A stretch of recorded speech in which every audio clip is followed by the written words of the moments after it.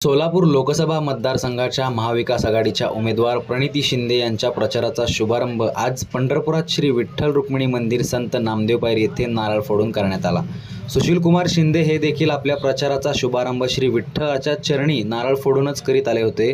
तर आम्हीही विठ्ठलाच्या दारातूनच प्रचाराचा शुभारंभ करीत आहोत। सध्या मुखदर्शन असल्याकारणामुळे विठ्ठलाच्या चरणावर अर्ज ठेवता नाही आल्याची भावना प्रणिती शिंदे यांनी यावेळी व्यक्त केली।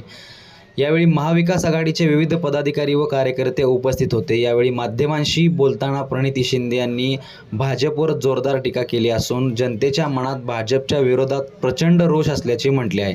तर उद्या सुशीलकुमार शिंदे, काँग्रेसचे प्रदेशाध्यक्ष नाना पटोले यांच्या उपस्थितीत प्रणिती शिंदे या उमेदवारी अर्ज भरणार असल्याचे सांगण्यात आले।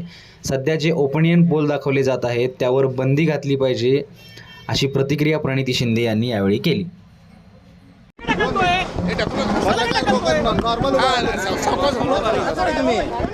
सावकाश नाही तोंडावर येते हो, तोंडावर येते ठेवा ना कॅम्पा सावकाश विचारा तोंडावर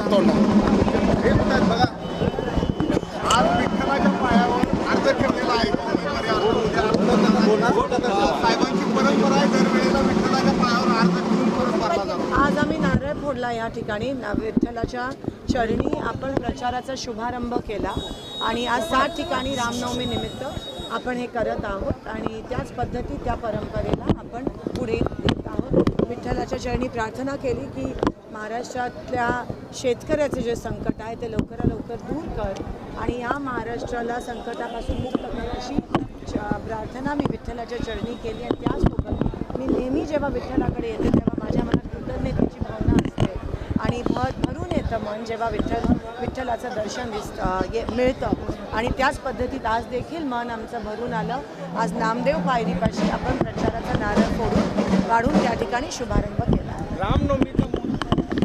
रामनवमी चांगला दिवस असतो म्हणून तो अर्ज ठेवलाय का पायावर, माझा प्रश्न राहिला।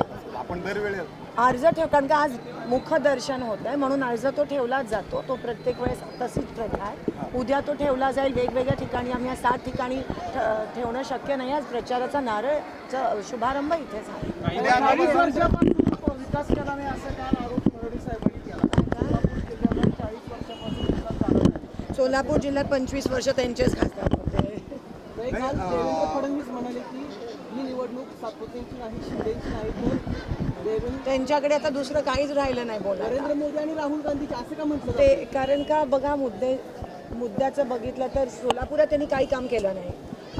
त्या उमेदवाराला कोणी ओळखत नाही आणि अजूनही त्यांना वाटतं की ते फॅक्टर आहे, मोदीजींचं फॅक्टर आहे आणि त्यावरच म्हणजे अजून तुम्ही लोकांना किती अपमान करणार आहात लोकांचा आणि तुम्ही अजून किती लोकांना फसवणार आहात। आता लोक समजून चुकले आणि एक प्रकारचा रोष दिसून येतोय बीजेपीच्या विरोधात लोकांमध्ये, तो तुम्हाला दिसून येईल।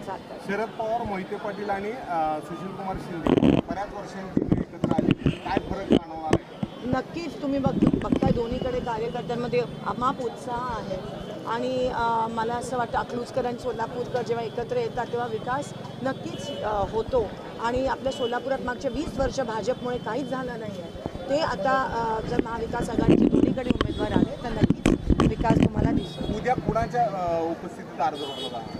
उद्या आमचे सगळे महाविकास आघाडीचे जे नेतेगण आहेत सोलापुरातले आणि त्या ठिकाणी नाना पटोलेजी पण येणार आहेत, शिंदेसाहेब पण असणार आहेत, त्यांच्या उपस्थितीत आम्ही अर्ज भरणार। काही महिन्यांची ओपिनियन पोल आले त्यामध्ये महाविकास आघाडी चांगलं वातावरण आहे, मात्र सोलापूरमध्ये थोडीशी काय ते अजिबात जे काही ओपिनियन पोल झालेत एक तर ते बॅन करायला पाहिजेत आणि गोदी मीडिया आहे सगळे मॅनेजर्स आहेत। थँक्यू।